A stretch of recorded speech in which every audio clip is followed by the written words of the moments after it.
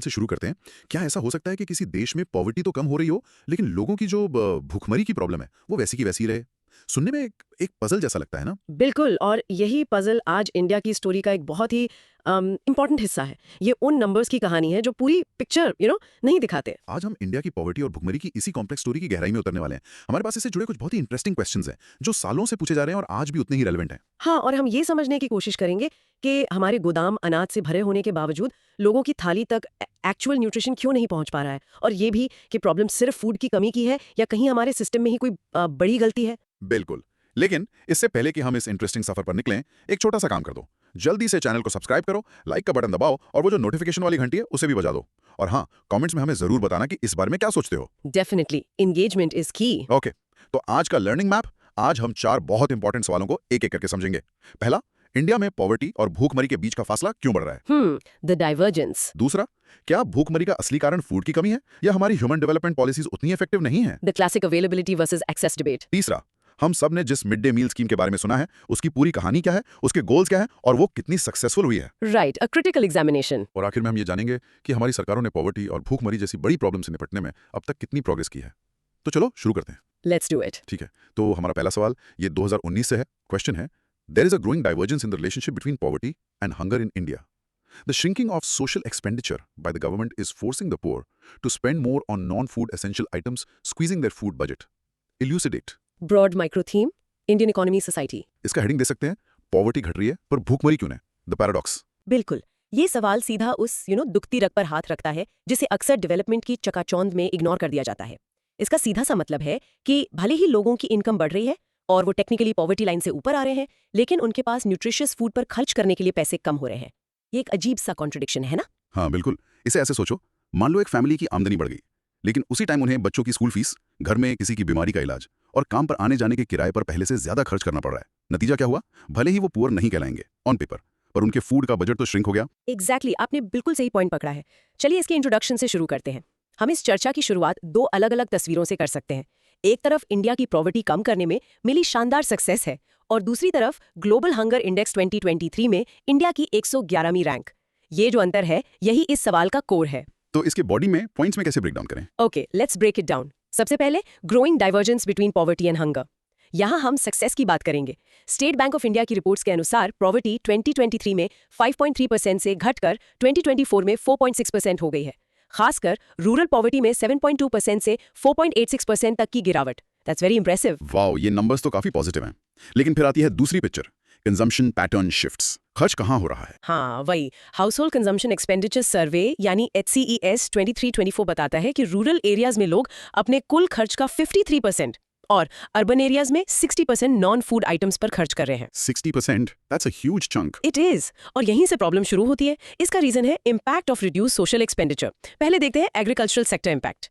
1990 से rural development पर सरकारी खर्च में कमी आई है। इसका सीधा असर एग्रीकल्चरल प्रोडक्टिविटी, इरिगेशन फैसिलिटीज और टेक्नोलॉजी अडॉप्शन पर पड़ा है। इससे एक तरह का एग्रेरियन क्राइसिस पैदा हुआ है। अच्छा, तो इस आंसर को स्ट्रक्चर कैसे करें ताकि ये डाइवर्जेंस का पॉइंट साफ साफ दिखे? Good question. पहले सक्सेस यानी पॉवर्टी रिडक्शन को डेटा के साथ बताओ, फिर चैलेंज यानी परसिस्टेंट हंगर को हाईलाइट करो, और फिर सबसे इंपॉर्टेंट इसका रीजन व्हाई यानी श्रिंकिंग सोशल एक्सपेंडिचर उसे डिटेल में समझाओ। ऐसे एक लॉजिकल फ्लो बनेगा। राइट। और ये SBI और HCAS का डेटा मेंशन करना क्यों जरूरी है? क्योंकि ये आपके आंसर को एविडेंस बेस्ड और क्रेडिबल बनाता है। स्पेसिफिक नंबर्स हमेशा जेनरिक स्टेटमेंट से ज्यादा इंपैक्टफुल होते हैं। एग्जामिनर्स को कॉन्क्रीट डेटा पसंद है। Make sense. अच्छा, तो अग्रेरियन क्राइसिस का फूड ग्रेन प्रोडक्शन से क्या सीधा संबंध है? बहुत डायरेक्ट लिंक है। कृषि में कम इन्वेस्टमेंट का मतलब है कम पैदावार, और कम पैदावार का असर देश की टोटल फूड सप्लाई और ऑब्वियसली फूड प्राइसेस पर पड़ता है। इससे इन्फ्लेशन बढ़ता है, जो गरीबों को सबसे ज्यादा अफेक्ट करता है। तो फिर गवर्नमेंट की फूड सब्सिडी का क्या? वो तो काफी बड़ी है। हाँ, वो हमारा अगला पॉइंट है, फूड सिक्योरिटी चैलेंजेस। सरकार ने 2025-26 के लिए फूड सब्सिडी के लिए 2 लाख 3 लाख करोड़ रुपए रखे हैं, जो कि एक बहुत बड़ी रकम है। लेकिन इसका रियल इम्पैक्ट कम हो जाता है क्योंकि लोगों के हेल्थ, एजुकेशन और ट्रांसपोर्ट पर होने वाले खर्चे तेजी से बढ़ रहे हैं। So to answer my own question, सिर्फ फूड सब्सिडी बढ़ा देना काफी नहीं है? नहीं, बिल्कुल नहीं। क्योंकि अगर हेल्थ और एजुकेशन जैसे जरूरी नॉन फूड खर्चे बढ़ते रहेंगे तो सब्सिडी का असर खत्म हो जाएगा। ये एक बैलेंस बनाने जैसा है, दोनों तरफ ध्यान देना जरूरी है। Got it. तो इस सब का कॉन्सिक्वेंसेस ऑन पुअर हाउसहोल्ड्स क्या होते हैं? सबसे पहला है बजट स्क्वीज। जब हेल्थ और एजुकेशन जैसी जरूरी चीजों पर खर्च करना मजबूरी बन जाए तो पुअर फैमिलीज को अपने फूड के खर्च में कटौती करनी पड़ती है। पुअर पब्लिक सर्विसेज की वजह से लोगों को अपनी जेब से यानी आउट ऑफ पॉकेट ज्यादा खर्च करना पड़ता है, जिसका सीधा असर न्यूट्रिशनल इंटेक पर पड़ता है। हाँ, न्यूट्रिशनल इम्पैक्ट। इसका नतीजा होता है रिड्यूस्ड डाइटरी डाइवर्सिटी, यानी खाने में वैरायटी की कमी। लोग सिर्फ पेट भरने के लिए चीप कैलोरीज कंज्यूम करते हैं, फूड की क्वालिटी और क्वांटिटी से कॉम्प्रोमाइज होता है और मैल न्यूट्रिशन का रिस्क बढ़ जाता है। इस सवाल में इलुसिडेट शब्द का क्या मतलब है और इसे कैसे अप्रोच करें? इलुसिडेट का मतलब है स्पष्ट करना या समझाना। तो आपको दिए गए स्टेटमेंट को फैक्ट्स, एग्जांपल्स और उसके कॉन्सिक्वेंसेस के साथ डिटेल में एक्सप्लेन करना है। बेसिकली व्हाई और हाउ पर फोकस करना है। ठीक है, और कंक्लूजन में सरकारी योजनाओं का जिक्र करना क्यों इंपॉर्टेंट है? अप्रोच दिखाता है आप गवर्नमेंट के एफर्ट्स को एक्नॉलेज करते हैं, जैसे पीएम गरीब कल्याण अन्न योजना और नेशनल फूड सिक्योरिटी एक्ट, लेकिन साथ ही आप गैप्स को बताते हुए इंप्रूवमेंट के लिए सजेशंस भी देते हैं। It shows a constructive mindset. Perfect.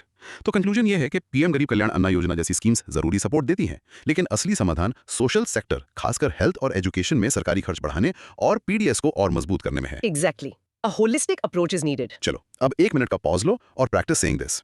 The divergence between poverty and hunger is driven by a squeeze on food budgets due to rising non-food essential expenditures. इसे दोहराओ। और इसका mini recap. In short, poverty घट रही है, लेकिन social spending में कमी के कारण पुअर फैमिलीज को भोजन और अन्य जरूरी चीजों जैसे हेल्थ और एजुकेशन के बीच एक मुश्किल चॉइस करना पड़ रहा है। बहुत बढ़िया। अब चलते हैं अपने दूसरे सवाल की तरफ जो 2018 से है। ये बहुत ही मजेदार है। क्वेश्चन है, How far do you agree with the view that the focus on lack of availability of food as the main cause of hunger takes the attention away from ineffective human development policies in India? Broad macro theme, social justice. इसका heading हो सकता है, क्या हमारे गोदाम भरे हैं पर हमारा सिस्टम फेल हो रहा है? बिल्कुल, ये सवाल फूड सिक्योरिटी और न्यूट्रिशनल सिक्योरिटी के बीच के इंपॉर्टेंट डिफरेंस पर फोकस्ड है। देश में फूड का भंडार होना एक बात है और उस फूड से लोगों को न्यूट्रिशन मिलना बिल्कुल दूसरी बात है। इसका एक रियल लाइफ एग्जाम्पल सोचते हैं। कल्पना करो कि एक गोदाम चावल और गेहूं से भरा हुआ है। ये फूड अवेलेबिलिटी है। अब कल्पना करो एक बच्चे की जो उस भोजन से न्यूट्रिएंट्स को एब्जॉर्ब ही नहीं कर पा रहा, क्योंकि वो गंदे पानी की वजह से बार बार बीमार पड़ता है। ये ह्यूमन डेवलपमेंट गैप है। Perfect example. चलिए इसके इंट्रोडक्शन से शुरू करते हैं। इंडिया एक फूड सरप्लस नेशन है, यानी हमारे पास जरूरत से ज्यादा अनाज है। फिर भी भूखमरी एक बड़ी प्रॉब्लम है। NFHS5 का डेटा जो दिखाता है कि स्टंटिंग यानी उम्र के हिसाब से कम कद 48% से घटकर 35.5% हो गया है। ये इशारा करता है कि प्रॉब्लम सिर्फ फूड की अवेलेबिलिटी की नहीं है। प्रोग्रेस है, but the problem is still huge. तो इस मल्टी डायमेंशनल प्रॉब्लम को तोड़कर कैसे समझें? ओके, इसके बॉडी में हम 3 चीजों पर फोकस करेंगे। पहला, multi dimensional nature of hunger. यहाँ हम food security versus nutritional security की बात करेंगे। पीडीएस और रिकॉर्ड अनाज उत्पादन से हमने फूड सिक्योरिटी तो हासिल कर ली है, लेकिन फूड में डाइवर्सिटी की कमी के कारण न्यूट्रिशनल आउटकम्स अच्छे नहीं हैं। और इसमें सोशल फैक्टर्स भी आते होंगे? हाँ बिल्कुल, सोशल डिटर्मिनेंट्स, जेंडर डिस्क्रिमिनेशन जहाँ लड़कियों को कम खाना मिलता है, एजुकेशन की कमी और खराब साफ सफाई, ये सारे मुद्दे न्यूट्रिशन पर गहरा असर डालते हैं। और तीसरा है इकोनॉमिक एक्सेस। देश में फूड होने के बावजूद कई लोग आर्थिक तंगी के कारण न्यूट्रिशियस फूड खरीद नहीं पाते। अच्छा, तो how far do you agree वाले सवाल को कैसे अप्रोच करें? ऐसे सवालों में आपको एक क्लियर स्टैंड लेना होता है। आप कह सकते हैं आई स्ट्रांगली एग्री, और फिर एविडेंस के साथ अपने आर्गुमेंट को बिल्ड करें, शायद दूसरे पक्ष का एक छोटा सा मेंशन करते हुए, but your main focus should be on your stand. Got it. अब इसके दूसरे पार्ट पर आते हैं, ह्यूमन डेवलपमेंट गैप्स। राइट। इसमें पहला है हेल्थ इंफ्रास्ट्रक्चर। FY25 में हेल्थ पर खर्च बढ़कर 6.1 लाख करोड़ रुपए हो गया है, लेकिन कई इलाकों में प्राइमरी हेल्थ फैसिलिटीज अभी भी इनएडिक्वेट हैं। फिर आता है एजुकेशनल चैलेंजेस। एजुकेशन पर खर्च FY25 में 9.2 लाख करोड़ रुपए तक पहुंच गया, बट न्यूट्रिशन और हेल्थ के बारे में अवेयरनेस अभी भी लिमिटेड है। लोग जानते ही नहीं कि संतुलित आहार क्या होता है। इस जवाब में केरला का एग्जाम्पल क्यों इस्तेमाल किया गया है? क्योंकि ये एक बहुत पावरफुल केस स्टडी है। ये साबित करती है कि होलिस्टिक ह्यूमन डेवलपमेंट से बेहतर न्यूट्रिशनल आउटकम्स मिलते हैं। भले ही वो स्टेट सबसे अमीर ना हो, लेकिन वहाँ एजुकेशन और हेल्थ पर फोकस ने कमाल किया है। It proves the point of the question. Right.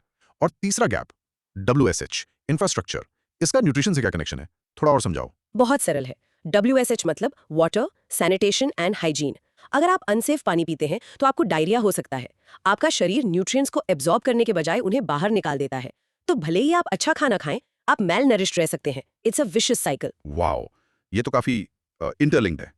अच्छा, आंसर लिखते समय डेटा को बोरिंग बनाए बिना कैसे इंटीग्रेट करें? डेटा का यूज सिर्फ यूज लिस्ट करने के लिए नहीं, बल्कि अपनी बात को साबित करने के लिए करें। जैसे शिक्षा खर्च में 12% CAGR की वृद्धि के बावजूद न्यूट्रिशनल अवेयरनेस कम है। इससे डेटा एक स्टोरी का हिस्सा लगता है। ठीक है। अब आते हैं तीसरे पॉइंट पर, पॉलिसी इंप्लीमेंटेशन चैलेंजेस। इसमें सबसे बड़ा इशू है fragmented approach. ICDS, mid day meal और नेशनल फूड सिक्योरिटी एक्ट जैसी कई स्कीम्स अलग-अलग चलती हैं, साइलोज में काम करती हैं। इससे उनका कलेक्टिव इम्पैक्ट कम हो जाता है। और गवर्नेंस इश्यूज तो हैं ही। हाँ, governance issues, weak monitoring, leakages और गलत लोगों तक लाभ पहुंचना, ये सब इन स्कीम्स के असर को कम कर देते हैं। इस फ्रैगमेंटेड अप्रोच को समझाने के लिए कोई एनालॉजी? जरूर। सोचो कि तुम एक कार बना रहे हो, लेकिन इंजन, व्हील्स और बॉडी बनाने वाली टीम्स कभी एक दूसरे से बात नहीं करती। वो कार कभी नहीं चलेगी। केरला का मॉडल एक शानदार एग्जांपल है और पोषण अभियान का मल्टी सेक्टोरल अप्रोच ही आगे का सही रास्ता है। रेडी? पॉज करो and practice saying this. Hunger in India is not just an issue of food availability, but a deeper problem of ineffective human development policies in health, education, and sanitation. Practice. और इसका mini recap. In short, सिर्फ भोजन का होना काफी नहीं है, हमें ये सुनिश्चित करने के लिए मजबूत हेल्थ, एजुकेशन और सैनिटेशन सिस्टम्स की जरूरत है ताकि लोग एक्चुअली उस भोजन से पोषित हों। लेकिन आज भी उतना ही रेलेवेंट है। क्वेश्चन है, the concept of the midday meal (MDM) scheme is almost a century old in India, with early beginnings in the Madras Presidency in pre-independent India. The scheme has again been given impetus in most states in the last 2 decades. Critically examine its twin objectives, latest mandates, and success. Broad micro theme, social justice. Heading दे सकते हैं, school का खाना, एक सदी पुरानी कहानी। हाँ, बिल्कुल। ये स्कीम जितनी सिंपल दिखती है उतनी है नहीं। ये न्यूट्रिशन और एजुकेशन दोनों के लिए एक बहुत पावरफुल टूल है। और क्या आप जानते हैं, इसकी जड़ें 1925 तक जाती हैं। Wow, that's almost 100 years. और इसका रियल लाइफ एग्जाम्पल तो हम सबने देखा है। कई बच्चों के लिए स्कूल में मिलने वाला भोजन दिन का एकमात्र न्यूट्रिशियस और पेट भरने वाला भोजन होता है। ये भोजन ना सिर्फ उन्हें स्कूल आने के लिए मोटिवेट करता है, बल्कि उन्हें क्लास में कॉन्सेंट्रेट करने में भी हेल्प करता है। परफेक्ट। चलिए इसके इंट्रोडक्शन में इसकी हिस्ट्री को ट्रेस करते हैं।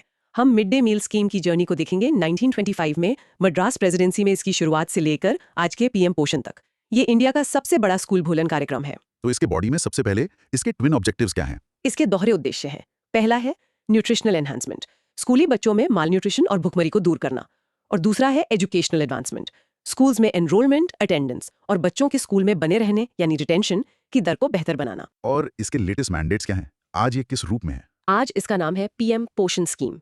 ये 2021 में लॉन्च हुई, जिसका 2021 से 26 तक का टोटल बजट 1,30,794.90 करोड़ रुपए है। That's a massive budget. It is. और इसका कवरेज एक्सटेंशन भी हुआ है। अब इसमें सरकारी स्कूल्स के प्री प्राइमरी स्टूडेंट्स को भी शामिल किया गया है। और न्यूट्रिशनल स्टैंडर्ड्स भी बहुत स्पेसिफिक हैं। प्राइमरी स्टूडेंट्स के लिए मिनिमम 450 कैलोरीज और 12 ग्राम प्रोटीन, और हायर प्राइमरी स्टूडेंट्स के लिए 700 कैलोरीज और 20 ग्राम प्रोटीन। ये नंबर्स अनिवार्य हैं, ये याद रखना। ठीक है, अब आते हैं सबसे क्रिटिकल पार्ट पर, सक्सेस एनालिसिस। क्वेश्चन में क्रिटिकली एग्जामिन पूछा गया है, इसका क्या मतलब है? ये डिस्कस से कैसे अलग है? क्रिटिकली एग्जामिन का मतलब है कि आपको पॉजिटिव यानी सक्सेस और नेगेटिव यानी चैलेंजेस दोनों पहलुओं पर विचार करना होगा। इसके लिए एक बैलेंस्ड लेकिन एनालिटिकल अप्रोच की जरूरत है। आपको जज करना है, सिर्फ डिस्क्राइब नहीं करना। अच्छा, तो इस उत्तर की संरचना कैसी होनी चाहिए? सिंपल।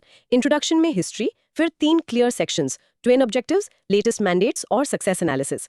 और सक्सेस एनालिसिस के अंदर अचीवमेंट्स और चैलेंजेस के लिए सब हेडिंग्स होने चाहिए। इससे क्लैरिटी आती है। ठीक है, तो अचीवमेंट्स क्या हैं? सबसे पहले एनरोलमेंट इम्पैक्ट। 2024-25 में ये स्कीम 77,19,446 स्टूडेंट्स तक पहुंची, जो एनरोल स्टूडेंट्स का लगभग 69% है। ये बहुत बड़ी रीच है। दूसरा, न्यूट्रिशनल आउटकम्स। ओडिशा में हुए स्टडीज से पता चला कि भोजन में प्रोटीन और आयरन की मात्रा रेकमेंडेड डाइटरी अलाउंसेस यानी RDAs का 50% से अधिक पूरा करती है। और जेंडर पैरिटी पर भी असर हुआ है? बिल्कुल, जेंडर पैरिटी। इस स्कीम ने लड़कियों के एनरोलमेंट और स्कूल में बने रहने की दर को बढ़ाने में बहुत हेल्प की है। ये तो बहुत मजबूत अचीवमेंट्स हैं, लेकिन चैलेंजेस क्या हैं? चैलेंजेस भी हैं। पहला, क्वालिटी कंसर्न्स। दिल्ली में हुई स्टडीज में भोजन में एनर्जी और प्रोटीन की मात्रा रेकमेंडेड लेवल से कम पाई गई, कंसिस्टेंसी नहीं है। दूसरा, कवरेज गैप्स। 2025-26 के लिए कवरेज में 2023-24 की तुलना में 10 लाख स्टूडेंट्स की कमी का अनुमान है। और तीसरा, इम्प्लीमेंटेशन इश्यूज। भोजन में न्यूट्रिएंट्स की मात्रा अलग-अलग स्टेट्स में डिफरेंट होती है। कुछ स्टेट्स में कैल्शियम और जिंक जैसे न्यूट्रिएंट्स RDAs के 30% से भी कम पाए गए हैं। तो पीएम पोषण MDM से कैसे अलग है? क्या बस नाम बदला है? नहीं, सिर्फ नाम नहीं, इसका स्कोप ज्यादा वाइड है, जिसमें प्री प्राइमरी स्टूडेंट शामिल है और इसका एक ज्यादा स्ट्रक्चर्ड फाइनेंशियल आउटले है। ये एक रिन्यूड फोकस का सिग्नल देता है। और ये कैलोरी और प्रोटीन की मात्रा जैसे स्पेसिफिक डेटा को याद रखना क्यों जरूरी है? ये दिखाता है कि आपके पास इन डेप्थ नॉलेज है और ये आपके पॉइंट्स को वेट देता है। स्पेसिफिक स्टैंडर्ड्स का मेंशन करने से आपका आंसर बाकियों से अलग दिखता है। It shows you've done your homework। Okay, और कंक्लूजन में SDGs का रेफरेंस क्यों देना चाहिए? ये एक नेशनल स्कीम को ग्लोबल गोल से जोड़ता है। ये इसके महत्व की एक ब्रॉडर अंडरस्टैंडिंग को दिखाता है। ये दिखाता है कि आप पॉलिसी को एक लार्जर कॉन्टेक्स्ट में देख पा रहे हैं। It's a great way to conclude. सही है, तो इसका कंक्लूजन होगा कि मिड डे मील से पीएम पोषण तक का सफर इंपॉर्टेंट है, चैलेंजेस बने हुए हैं, लेकिन ये स्कीम SDG 2 जीरो हंगर और SDG 4 क्वालिटी एजुकेशन को प्राप्त करने के लिए एक इंपॉर्टेंट साधन है। हमें क्वालिटी बढ़ाने और कवरेज का विस्तार करने पर फोकस करना जारी रखना होगा। बिल्कुल सही। चलो, प्रैक्टिस टाइम, पॉज करो एंड से The PM Poshan scheme, building on the legacy of MDM, successfully addresses the twin objectives of nutrition and education, but faces challenges in quality control and coverage. इसे दोहराओ. और इसका mini recap. In short, mid day meal scheme एक powerful, सदी पुरानी concept है जो learning और हेल्थ दोनों को बढ़ावा देती है. लेकिन हमें भोजन की क्वालिटी को हर जगह एक समान बनाने पर काम करने की जरूरत है. और अब हमारे अंतिम सवाल के लिए तैयार हो जाओ, जो 2017 से है. ये एक बड़ा सवाल है. Question: Hunger and poverty are the biggest challenges for good governance in India still today. Evaluate how far successive governments have progressed in dealing with these humongous problems. Suggest measures for improvement. कितनी सफल हुई? A report card. हाँ, ये सवाल एक evaluation मांगता है, एक तरह का रिपोर्ट कार्ड. हमें अब तक हुई प्रोग्रेस भी बतानी है और आगे का रास्ता भी सुझाना है. इसका रियल लाइफ एग्जांपल तो ये है कि जैसे हम अपने स्कूल का रिपोर्ट कार्ड चेक करते हैं, हम उन सब्जेक्ट्स को देखते हैं जिनमें हमने अच्छा परफॉर्म किया, जैसे पॉवर्टी रिडक्शन की फिगर्स, और वो जिनमें इंप्रूवमेंट की जरूरत है, जैसे परसिस्टेंट मालन्यूट्रिशन. बिल्कुल वही. चलिए इसके इंट्रोडक्शन से शुरू करते हैं. भुखमरी और पॉवर्टी इंडिया में गुड गवर्नेंस के लिए आज भी सबसे बड़ी चुनौतियां हैं. नीति आयोग की national multi dimensional poverty index यानी MPI 2023 रिपोर्ट दिखाती है कि काफी प्रोग्रेस हुई है, लेकिन चिंताएं अभी भी बनी हुई हैं. तो इस रिपोर्ट कार्ड के पॉजिटिव पॉइंट्स यानी progress made by successive governments को पहले देखते हैं. पॉवर्टी रिडक्शन इनिशिएटिव्स क्या रहे हैं? 9,153.71 करोड़ का एलोकेशन. ये रूरल फैमिलीज को एम्प्लॉयमेंट गारंटी देता है. फिर है PM किसान स्कीम. इसके तहत 18 इंस्टॉलमेंट्स में 3.46 लाख करोड़ से अधिक डिस्ट्रीब्यूट किए गए हैं, जिससे किसानों की इनकम को सपोर्ट मिला है. और इन सब का रिजल्ट ये है कि 2023 में लगभग 2.8 करोड़ लोग पॉवर्टी से बाहर निकले हैं. ये सोशल सिक्योरिटी प्रोग्राम्स का इम्पैक्ट है. और फूड सिक्योरिटी को एड्रेस करने में क्या प्रोग्रेस हुई है? वहां भी प्रोग्रेस है. PM पोषण स्कीम का हमने जिक्र किया ही, पर सबसे इंपॉर्टेंट डेटा NFHS 5 से आता है. There's been a significant reduction in child malnutrition. Stunting 38.4% से घटकर 35.5% हो गई. वेस्टिंग यानी कद के हिसाब से कम वजन 21.0% से 19.3% हो गया. और अंडरवेट उम्र के हिसाब से कम वजन 35.8% से 32.1% हो गया. ये ट्रेंड्स बहुत इंपॉर्टेंट है. ओके, इस क्वेश्चन में एक फ्रेज है इवैल्यूएट हाउ फार. इसका क्या मतलब है? इसका मतलब है कि आपको एक जजमेंट देना है. कितनी प्रोग्रेस हुई? बहुत, थोड़ी. आपको डेटा के साथ अपने स्टैंड को डिफेंड करना होगा कि सक्सेस की डिग्री क्या है. It's not just about listing achievements, it's about weighing them. और इस जवाब को बैलेंस कैसे करें? हमें प्रोग्रेस दिखानी है, लेकिन प्रॉब्लम्स को भी एक्नॉलेज करना है. इसे क्लियरली स्ट्रक्चर करें. प्रोग्रेस मेड पर एक बड़ा सेक्शन रखें और challenges and measures for improvement पर दूसरा. ये एक बैलेंस्ड अप्रोच इंश्योर करता है. दोनों साइड की स्टोरी बताना जरूरी है. ठीक है, अब आते हैं दूसरे हिस्से पर, challenges and measures for improvement. हमें किस तरह के सुधारों की जरूरत है? हम इन्हें 2 पार्ट्स में बांट सकते हैं. पहला स्ट्रक्चरल रिफॉर्म्स यानी सिस्टम लेवल चेंजेस, जैसे टेक्नोलॉजी का उपयोग करके टारगेटेड पॉवर्टी मैपिंग, एग्जैक्टली पता लगाना कि सबसे जरूरतमंद कौन है. PDS को डिजिटलाइजेशन और बेहतर मॉनिटरिंग से मजबूत करना. और सबसे जरूरी सस्टेनेबल लाइवलीहुड के लिए स्किल डेवलपमेंट और एंटरप्रेन्योरशिप प्रोग्राम्स पर ज्यादा ध्यान देना. MG नरेगा और PM किसान जैसी स्कीम्स का उनके बजट एलोकेशन के साथ मेंशन क्यों करें? ये कॉन्क्रीट एविडेंस प्रोवाइड करता है. ये दिखाता है कि आप ना सिर्फ स्कीम का नाम जानते हैं, बल्कि ये भी जानते हैं कि गवर्नमेंट किस स्केल पर काम कर रही है. It adds authority to your answer. Right. और दूसरे टाइप की रिफॉर्म्स? वो है पॉलिसी इंटरवेंशंस. इसमें आएगा विभिन्न कल्याणकारी योजनाओं को एक सिंगल विंडो सिस्टम के माध्यम से इंटीग्रेट करना, ताकि बेनिफिशरीज को भटकना न पड़े. नेशनल फूड सिक्योरिटी मिशन के तहत न्यूट्रिशन स्पेसिफिक इंटरवेंशंस के लिए एलोकेशन बढ़ाना, और आर्थिक सशक्तिकरण और घरेलू फूड सिक्योरिटी के लिए महिला केंद्रित यानी विमेन सेंट्रिक प्रोग्राम्स को मजबूत करना. ये विमेन सेंट्रिक प्रोग्राम्स का खासतौर पर जिक्र करने का क्या कारण है? क्योंकि महिलाएं अक्सर घरेलू फूड सिक्योरिटी और न्यूट्रिशन की होती हैं. उन्हें एम्पावर करने से बच्चों के हेल्थ पर डायरेक्ट पॉजिटिव असर पड़ता है. It's a very effective intervention. Okay. और कंक्लूजन में जैम ट्रिनिटी का जिक्र क्यों इफेक्टिव है? क्योंकि ये एक modern technology driven governance solution है. जैम यानी जनधन, आधार, मोबाइल. इसका जिक्र करने से आपका कंक्लूजन फ्यूचर ओरिएंटेड और सोल्यूशन ओरिएंटेड बनता है. ये दिखाता है कि आप आगे के रास्ते के बारे में सोच रहे हैं. परफेक्ट. तो कंक्लूजन ये है कि पॉवर्टी और भूखमरी को खत्म करने के लिए एक मल्टी डायमेंशनल अप्रोच की जरूरत है, जिसमें डायरेक्ट बेनिफिट ट्रांसफर्स DBTs, मजबूत सोशल सिक्योरिटी उपाय और सस्टेनेबल लाइवलीहुड के अवसर शामिल हों. और इन सब के लिए जैम ट्रिनिटी जैसी टेक्नोलॉजी का यूज करके ट्रांसपेरेंट और अकाउंटेबल इंप्लीमेंटेशन इंश्योर करना इंपॉर्टेंट है. Exactly. Couldn't have said it better. आखिरी वाला दोस्त, पॉज करो and practice saying this. Successive governments have made significant progress in poverty reduction through schemes like MG and REGA, but persistent malnutrition requires targeted structural and policy interventions. Practice करो. और इसका mini recap. In short, India ने poverty से लड़ने में significant प्रगति की है, लेकिन भुखमरी के खिलाफ लड़ाई के लिए स्मार्टर, ज्यादा इंटीग्रेटेड और टेक्नोलॉजी ड्रिवन सॉल्यूशंस की जरूरत है. तो ये था हमारा आज का इंडिया में भुखमरी और पॉवर्टी पर एक डिटेल्ड एनालिसिस. हमने देखा कि कैसे पॉवर्टी और भुखमरी का रिश्ता कॉम्प्लेक्स है, कैसे फूड की अवेलेबिलिटी से ज्यादा ह्यूमन डेवलपमेंट इंपॉर्टेंट है, मिड डे मील स्कीम की जर्नी क्या रही और हमारी सरकारों ने क्या प्रोग्रेस की है. हाँ, ये काफी कॉम्प्रहेंसिव डिस्कशन रही. रिकैप कर लेते हैं। ब्रॉड माइक्रो थीम था Indian economy, society and social justice. और हमने सीखा कि सोशल स्पेंडिंग कम होने से फूड बजट पर दबाव आता है, भले ही इनकम बढ़े। हमने समझा कि भुखमरी को मिटाने के लिए सिर्फ खाना देना काफी नहीं, हेल्थ, एजुकेशन और सैनिटेशन भी जरूरी है। हमने मिड डे मील यानी अब पीएम पोषण के दोहरे लक्ष्यों और चुनौतियों का क्रिटिकल एग्जामिनेशन किया। और आखिर में हमने सरकारी प्रयासों का मूल्यांकन किया और आगे का रास्ता भी डिस्कस किया। बिल्कुल। और जाते जाते सोचने के लिए एक बात, आर्टिफिशियल इंटेलिजेंस और डेटा एनालिटिक्स जैसी टेक्निक्स वेलफेयर स्कीम्स की टारगेटिंग को और भी इफेक्टिव बनाने में कैसे हेल्प कर सकती हैं, ताकि लाभ बिना किसी लीकेज के सही लोगों तक पहुंचे। इसके बारे में सोचना। वाह, ये तो एक शानदार पॉइंट है, इस पर जरूर सोचना। And that's a wrap. अगर ये चर्चा मददगार लगी तो चैनल को सब्सक्राइब करना मत भूलना, लाइक बटन को हिट करो और अपने दोस्तों के साथ शेयर करो। कमेंट्स में बताओ कि अगला टॉपिक क्या होना चाहिए।